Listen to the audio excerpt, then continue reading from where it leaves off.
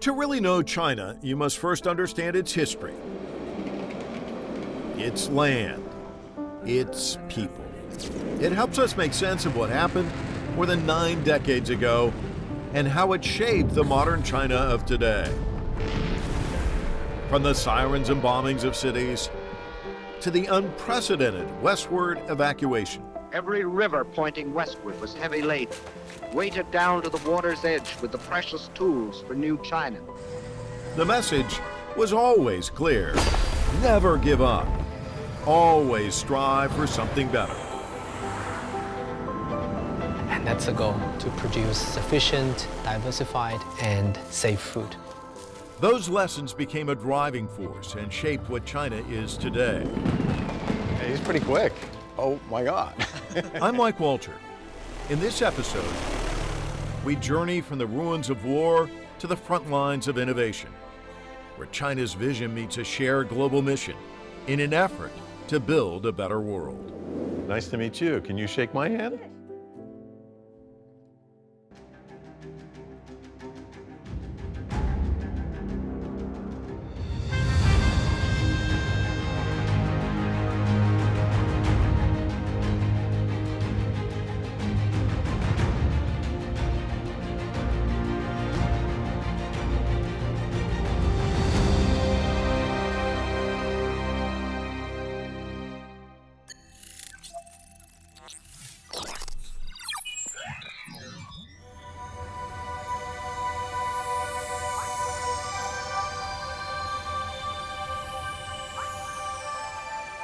At the World War II Memorial in Washington, the silence is profound.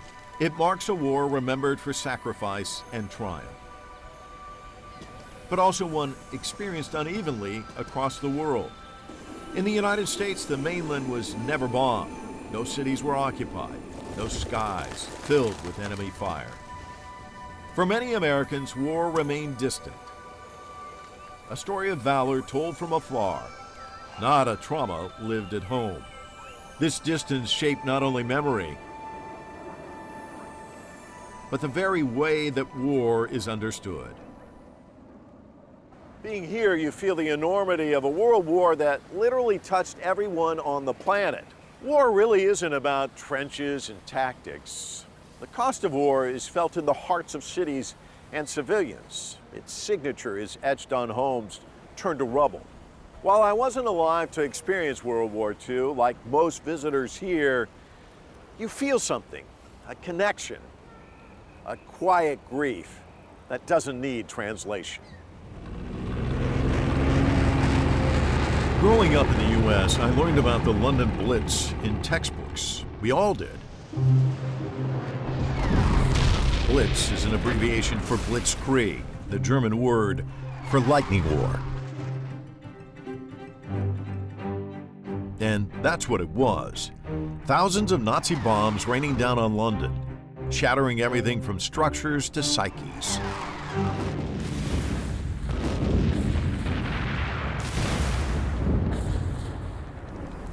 A chapter in history, we heard about it in school. It was an iconic moment in the story of World War II. The Blitz wasn't just about military targets, it was about terror. Bombs hurling down from the sky, hitting civilians, factories, and homes.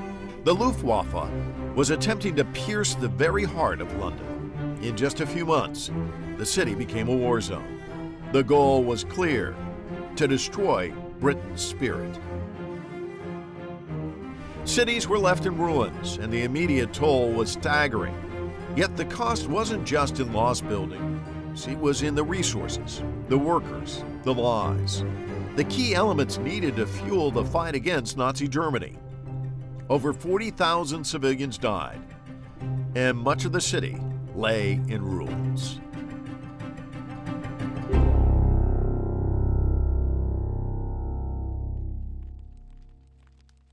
These images, these stories are a part of history we can never forget. War, destruction, resilience. And in this room, surrounded by these echoes from the past, I don't just see the past, I feel it. And yet there's a part of me that still feels removed, struggling to truly feel the weight of what they lived through. That the tragedy of the Second World War is a global tragedy in which, in fact, many areas experienced similar trauma.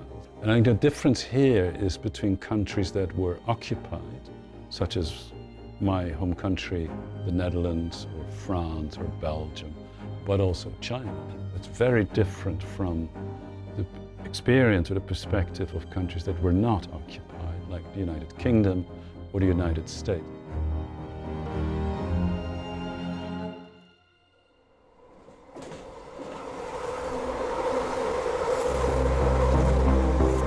At pretty much the same time, on the other side of the world, another city stood under an even greater threat.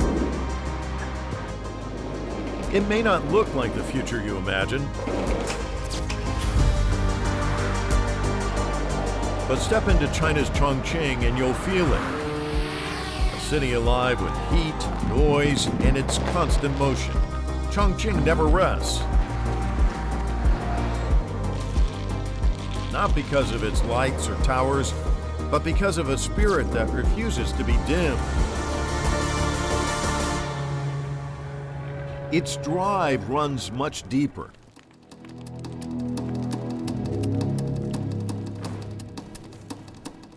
In World War II, the same city stood in ruins.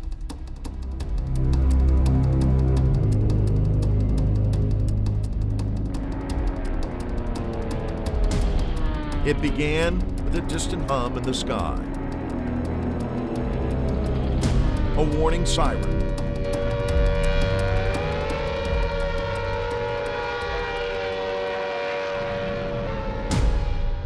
Then the whine of engines.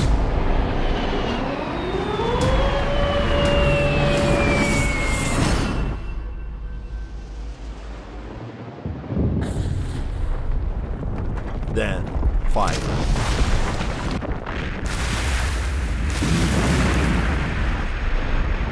From 1938 to 1944, Chongqing was bombed over 200 times by the Japanese military. More than 11,500 bombs fell on this mountain city, making it one of the longest and most sustained aerial bombardments in modern warfare.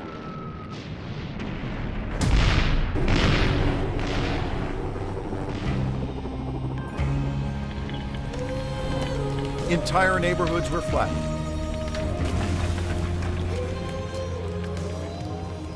Hospitals, schools, factories turned to ash.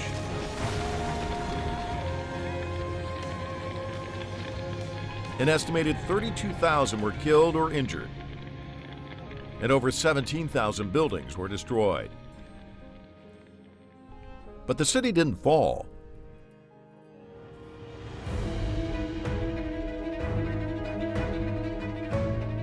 Through 6 years of relentless assault,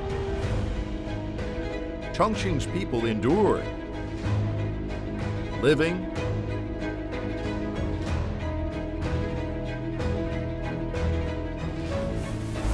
working,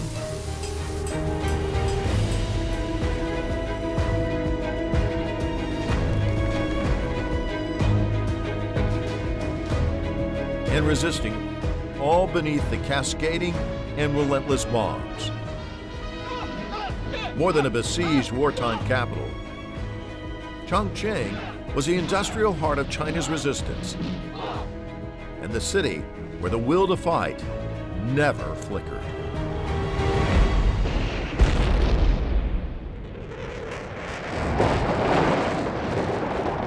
Amid overwhelming devastation, the British response became a symbol: keep calm and carry on.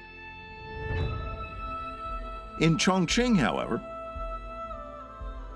the people grew stronger with each blast, encouraging one another in the face of adversity. A simple message, a call to action, a reminder that even in the darkest times, life must go on.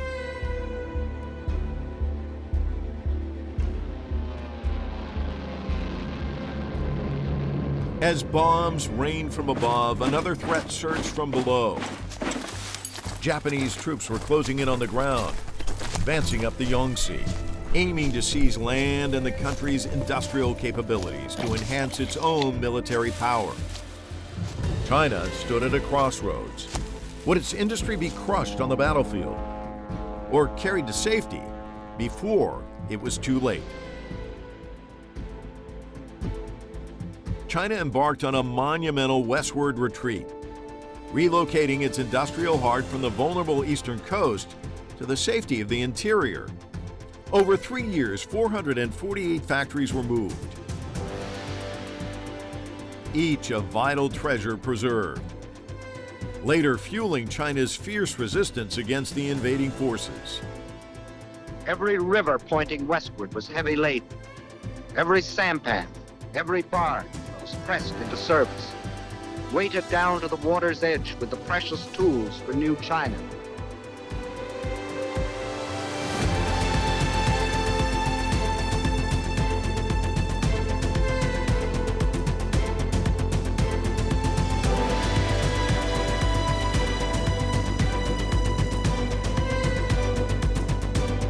Many patriotic entrepreneurs devoted themselves into this epic effort. Lu Zhoufu, founder of Minsheng Shipping Company, played a vital role. Through his fleet of Minsheng Company, Lu led what history would call China's Dunkirk, the daring Yichang evacuation.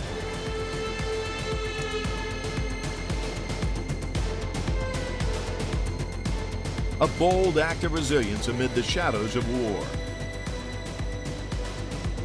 In just 40 grueling days, 30,000 people and more than 100,000 tons of vital machinery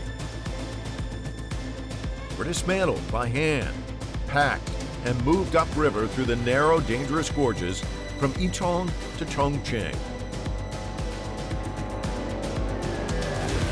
This massive operation faced constant Japanese air raids. Over 80 ships were bombed, resulting in the sinking of some of the vessels on this treacherous route. 中国呢，经济不发达，它是一个农业国家，仅有的这些民族工业都是非常有限的，这都是我们的火种。它能把这些火种能够带到呢这个大后方，带到大西南，这个对于这个积贫积弱的中国，这个意义是非常深远的。就和当年的这个英国这33万部队一样，把他们带回英国，它起到作用同样是巨大的。 The Yichang evacuation transformed a desperate retreat into a vital strategy. It did not just save China's remaining machines and factories, but it also boosted confidence in China's long-term war of resistance, safeguarding its industry, its scientists, and its hope for the future.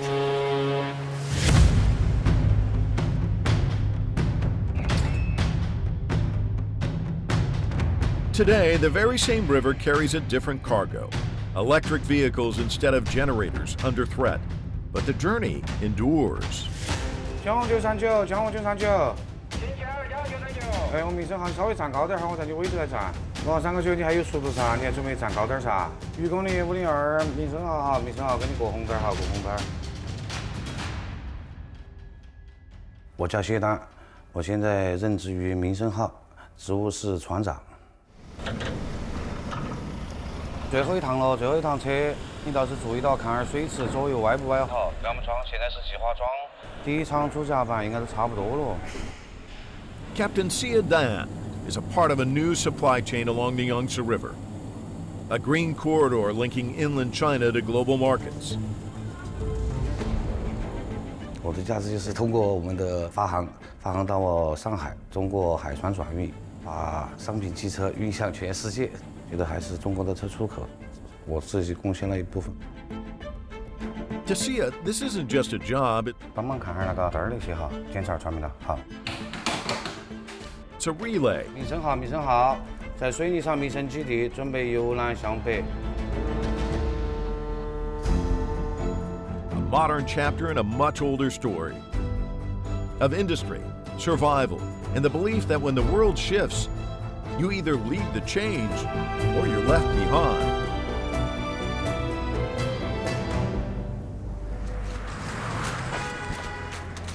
Development, For the past century, it's become more than a word in China.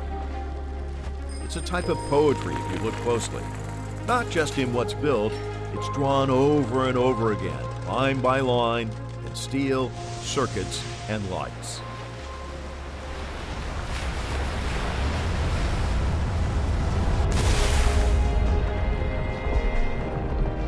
Each generation carried more than memory. They carried the understanding that to fall behind is to create vulnerability, and that peace does not grow on hope alone. It is built through development.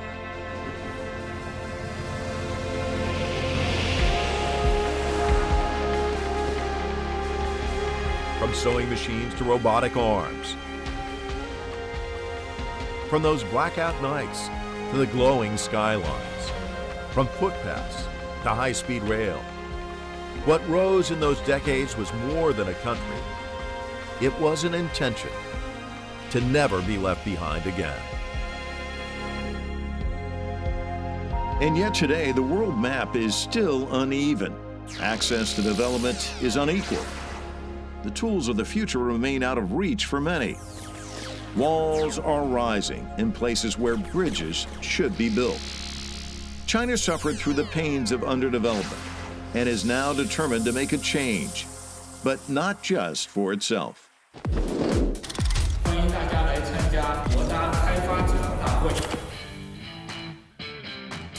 This is no ordinary gathering.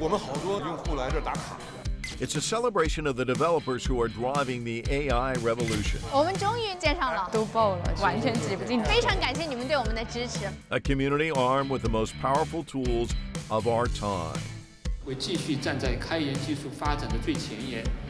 January 2025, DeepSeek shook the world with its R1 open source AI model.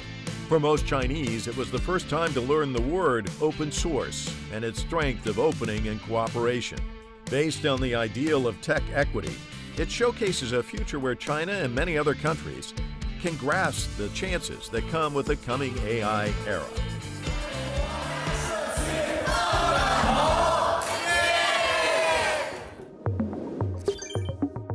Open source is like an open invitation, an offer to share tools, models, and breakthroughs with the world. At the heart of this movement is ModelScope, a cloud-based platform, an open source community where innovation flows freely, where innovation isn't a privilege, it's a practice of participation.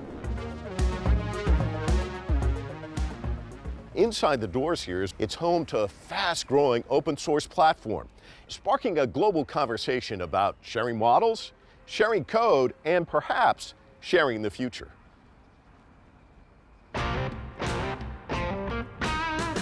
Today, the heart of the Mind Factory, I'm meeting Shu Hongju, managing director behind this community. So great to meet you. Thank you so much for taking time out of your busy schedule to visit with us. Talk to us about open source. How would you describe that for our viewers? What would you see as its unique value? 开源就是通过代码开放、文档开放，让每一个普通人或者开发者都能够，无差别的去享受前人的这种研究成果。后人站在前人的肩膀上，不断的去探索、创新和进步，就仿佛是每一个人都拿到了一把钥匙，他可以打开研究的大门，去进行自由的探索和发挥。Now, half of the global AI developers are in China. They have no boundaries on using, modifying, or sharing models, algorithms, and applications through open source platforms. Each developer's distinct contribution to the AI ecosystem can inspire a greater collective wisdom. So what motivated the creation of ModelScope? 开发者去使用模型的门槛非常高，所以当时其实我们是从模型的应用性的这个角度上来说，怎么能够使得模型能够被更多的人用起来，然后能够促进这个应用的发展，我觉得是我们社区提出来的一个初心吧。我今天其实特别感慨，因为有很多开发者跟我说，这是我真正的离这种一线的作者特别近的。For many developers, the barrier isn't curiosity, it's access. This open source AI community began with a simple question. How do we take models off the shelf and place them into the real world? 开源个社区里头的开发者他自己有不同的研究背景，或者是说他面临的不同的应用场景，他最核心的就是这些模型怎么用起来。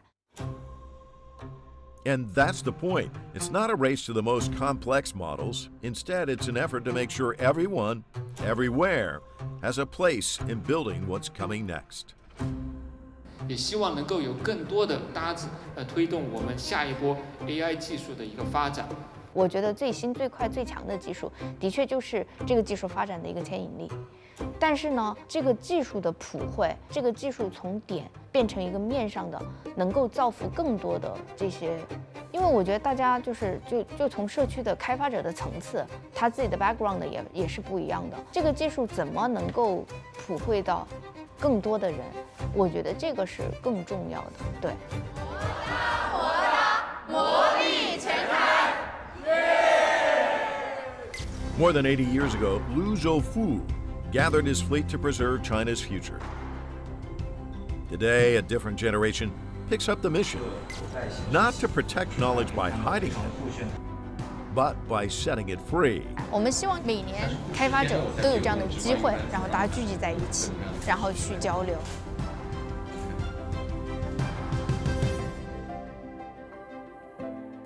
Open source AI wasn't built to stay in the lab, it was built to move, to adapt, to be used.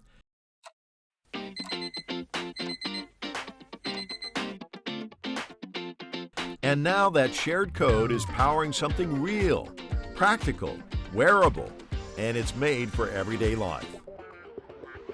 So we head this way, and it's telling us that at some point we're going to turn right. If you're on a bike or something like this, I can see how this is really beneficial. No, this is amazing. It's incredible. There's not a delay. Yeah, no delay. Yeah. My colleagues they sometimes use it to real navigate to their homes, and this device will support to navigate in cars in the very soon. Wow, it's definitely keeping us on track. Just take a look at Rokid's latest glasses, powered by open source AI and designed to provide me with two things that I desperately need when I'm in China: navigation and translation. Okay, try something on me. 你最喜欢的食物是什么？你来这儿有没有尝试一些杭州比较好吃的东西？ Oh my God, what is your favorite food? Oh my God. So Yeah. everything comes up, even when I say, oh Yeah. my gosh. I'll try something else. This is amazing. But this isn't just tech for tech's sake. It's making it possible to understand anyone and any language, anywhere. Smart glasses were once seen as science fiction or status symbols. Now they're becoming something more grounded. Tools designed for daily use with much lower prices. Now it's time to meet the person who made it all possible. Unlike many in tech, Rokid's founder, Misa Zhu, is not just after what's new, he's after what matters. 那个非常酷，这个是我们的一个非常贴心的设计。所以大家知道 Rocket 做产品有多用心啊，去解决你们的问题。The most fun thing in this job is not about create a new stuff. That's true, I enjoy that people products on and they really like it and they're shocked, by the new technology and the wonderful experience. 非常好。怎么样？你们可以感受一下重点。哇，太离谱了。 This wasn't built for the few who already have everything. It's built for people trying to keep up, trying to connect, trying to belong. Open source AI, talk to me about why that's important and a feature of what you're doing. Why Rocket Glass is so popular this year? Because of AI. The open source is not just about technology. Of course, it makes more and more people involved in this industry. The price the end users got to pay is pretty low. Open source didn't just lower the cost, it opened the door for tinkerers, for startups, for Misa, and for the millions he hopes to reach. Because the slogan of Rocket is leave nobody behind. I think most of the people, they are a little bit afraid of new technology, not just AI. That's why we need wonderful products. It's helping people connect and so make people more and more relaxed and confident to use new technology like AI. And then 5 years from now, when people are wearing your glasses, what do you want them to say about your company? Well, you know, let me tell you a story. Like a couple of months ago, I was in a train and from Hangzhou to Beijing. And suddenly I look out the window and I see a wonderful and beautiful landscape. So I just realized, wow, how many beautiful stuff I missed when I stare in the tiny screen. So that's why I suddenly understand, well, what we're working on. This is our vision. This is our mission. That bring people, you know, out of the digital cage and to help them back to the real world, enjoy the real world. From factories of code to fields of machines, today's innovators move fast, building a future unbound by borders. But this future is shaped by a past that still echoes. The painful memories of war are a constant driver for the Chinese people to keep striving forward. In those worst memories, one perhaps was the most devastating: famine. In the Soviet Union, Greece, France, and Poland, famine swept across Europe during wartime. But none of them could compare with what happened in China. As Japan ravaged the country for 14 years, the cost was famine that stole literally tens of millions of Chinese lives. At the time, close to 90% of the population in China were farmers. Let's face it, they've always been the backbone of this country. They suffered the most, sacrificed the most, and they contributed the most. Even under these dire circumstances, Chinese farmers fed the troops who defended the country.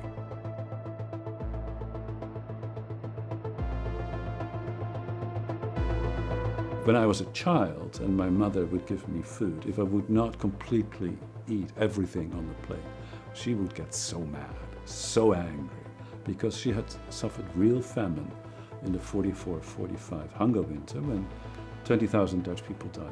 Even that experience of scarcity and how that shapes our common, I think any great disaster like the Second World War, it will take 3 generations at least.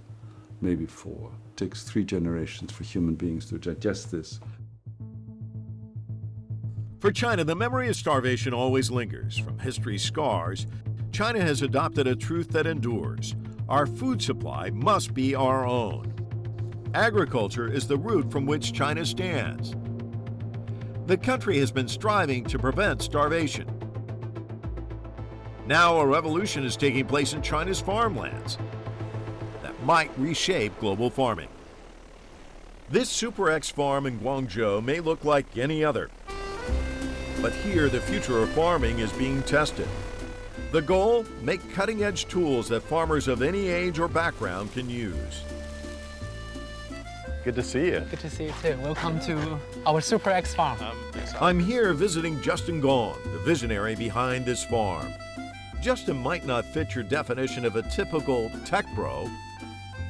After years of studying and living in the West, he stayed deeply connected to his roots in the fields.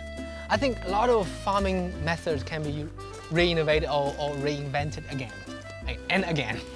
And again. Yeah, because there's huge potential. I think farming is the oldest industry because our civilization was shaped by farming. And again, it's not like the toggle switches, it's much easier these days. No, the farmers don't want to use the joystick to control, and they want sitting in the car with aircon on and drinking Coca-Cola maybe, and to seeing the drone fly in the farm. And it doesn't take them long, like an hour for them to get the hang of things? In fact, I can teach you to fly it in 5 minutes. Okay. This drone takes care of watering, fertilizing, and spraying pesticides. On a traditional farm, spraying a 5-acre field might take days of hard labor. Wow. Here, the same work can be done in minutes. But this isn't about replacing people. It's about giving them safer, smarter ways to work. Because this drone flies at a speed of 50 kilometers per hour. Wow. So in 1 second, it can cover 138 square meters. What? We receive a lot of feedback from the farmers, especially from the older farmers. Some of them saying thank you to us because now they can easily manage their farmland. But most of them are saying because of this tool, they see more and more young people back to the farmland, back to the village. And they are seeing people doing, live broadcasting in the farmland, selling their produce, and setting up companies or cafe or hotels in their hometown.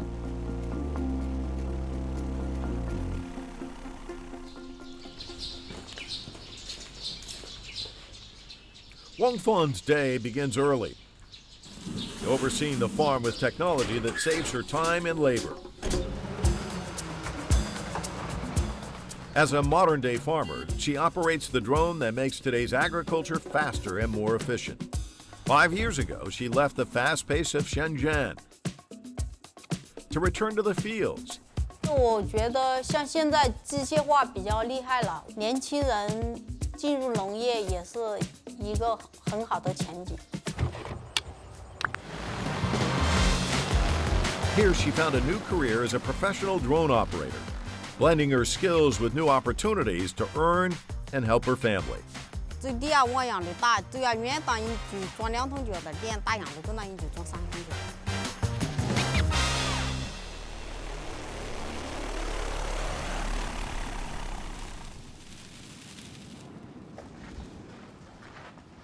就是打这一片跟那边那一片嘛。1亩地20斤，1亩地。 By offering her drone services, she earns a living while helping village elders manage their farmland with precision. 大路那边插到过的全部是我的。等到飞机来的时候去看一下，去下的时候再去看一下就好。好。哦。不用人工下地。 相对于现在来说，就是干苦力的那一批都年纪大了，你现在干苦力的也比较少。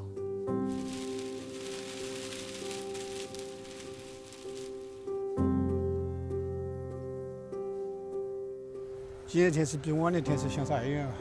哎呦，好像点不死个样，听到别人讲日点我也没点死。你未来5年的感觉在我身边好不好？我觉得蛮好啊。就是觉得未来整年，等天一动吧。那没有。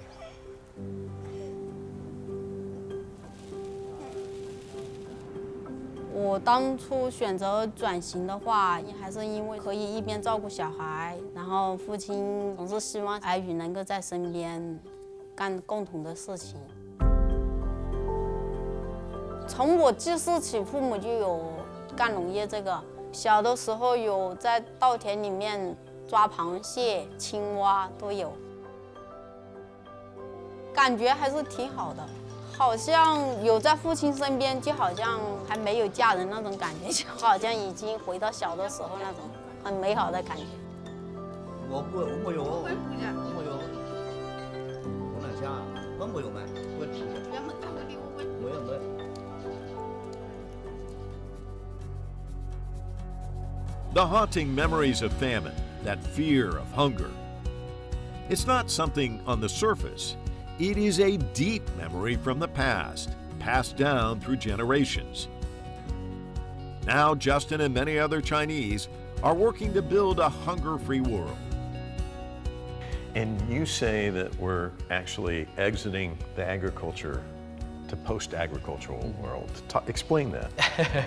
That's only my kind of view. In the next decade or 2 decades, we human beings don't need to worry about food production anymore, because with the power of robotics and AI, most of the farmers should be able to utilize and be empowered by the technology to produce food for our future. And there'll be enough food for all of us? Yeah, and that's the goal, to produce sufficient, diversified, and safe food. Justin believes agriculture is timeless, the root of human existence. Now, across the world, Chinese technologies are empowering farmers to achieve better and more bountiful harvests.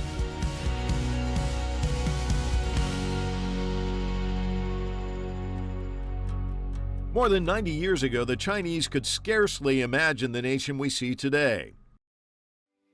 The scars of war fueled the drive to move forward. From agriculture to industry, generations sought to catch up with the world.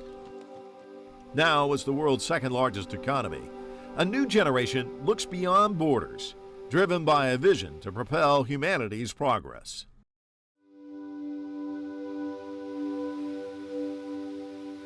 Before dawn, the plateau awakens in silence. Among white dishes, a lone figure listens to the sun. This is a place where ancient mountains meet cutting-edge science. And this is Jamyang Chopel's world.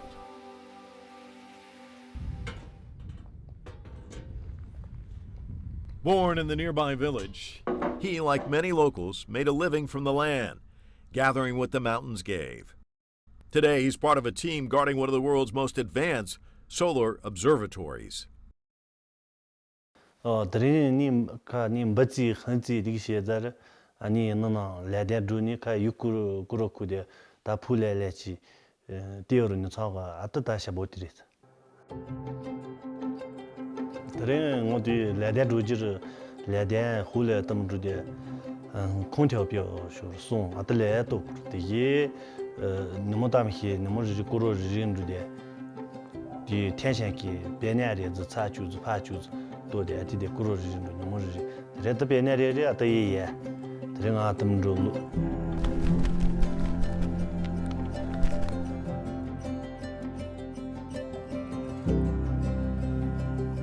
Here on the edge of this plateau, the sky feels closer, vast, silent, alive. In this extreme landscape, China's Meridian project rises quietly, scanning the sun, watching for space storms that touch our lives in ways we barely see. From Earth to orbit, science here isn't distant. This is no ordinary telescope. The Daochong Solar Radio Telescope is part of something far larger. A network that watches space across latitudes, longitudes, and layers of the atmosphere. Today, I'm joining Dr. Wang Qi, Chief Commander of the Chinese Meridian Project Phase 2, for a tour through one of the most ambitious space weather observatories on Earth. I can't help but look at this with a sense of wonder and awe. Can you explain it? 这是我们植物工程的一个观测的台站。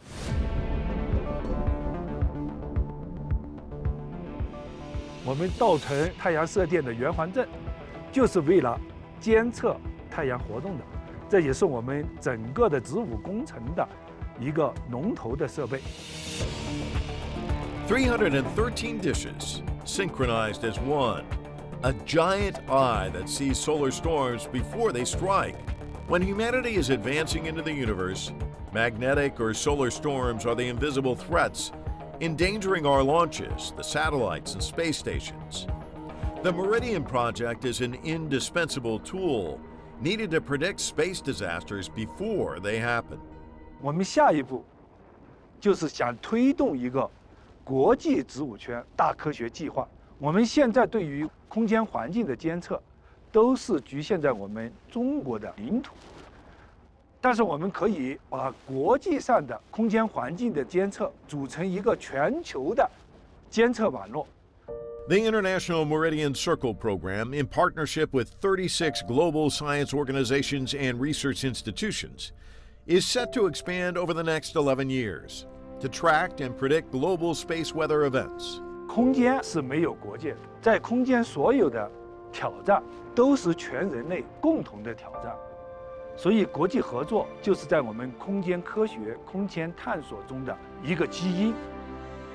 But not everyone in this story is a scientist, and not every discovery begins in a lab. Sometimes it begins with a child's dream, like the one Jamyang Chopel's daughter carries in her heart.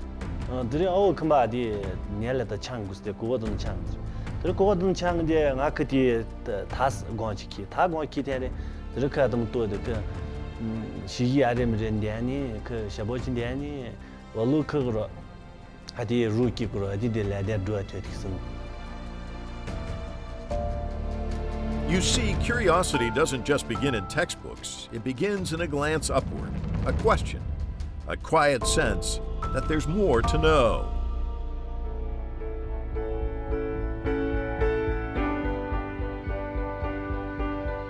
"为实现这个目标，其实中间的道路非常的漫长。培养我的学校也不仅仅是在中国，我也是在美国受到了我的研究生的教育。所以我想这也是体现我们全人类是一个共同的家庭。无论在哪，我受的教育，我都是为我自己的梦想，为了实现我们人类共同的一个梦想，在不断的努力，在不断的奋斗。"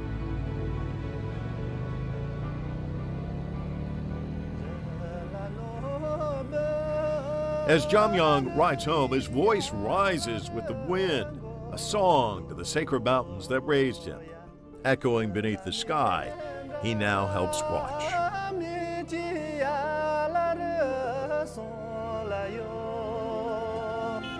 The Meridian Project reaches into space, but it is rooted in people.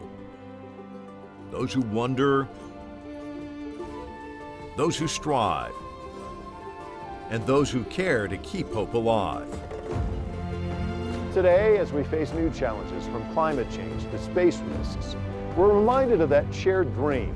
In space, there are no borders, and perhaps in the boundless sky, we are rediscovering what it means to have a shared future together.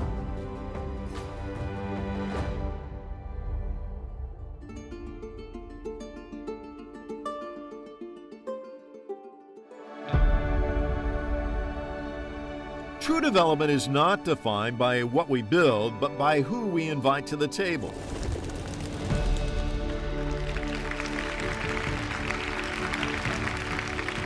From struggle, a new vision rises, woven with history, yet open to tomorrow. A future shaped by many hands, where growth is a promise, not a possession. Stretching beyond borders and spanning time.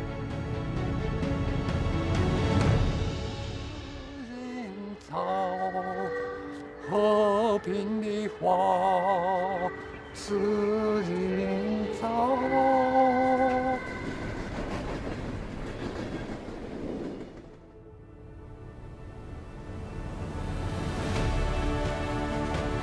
This is the path China walks today. A foundation forged in resilience, with a vision of openness. A world where peace, civilization, and development are for all. United in progress, where security, growth, and well-being move forward together toward the building of a community with a shared future for humanity. 今天，人类又面临和平还是战争，对话还是对抗，共赢还是零和的抉择。中国人民坚定站在历史正确一边，站在人类文明进步一边，坚持走和平发展道路，与各国人民携手构建人类命运共同体。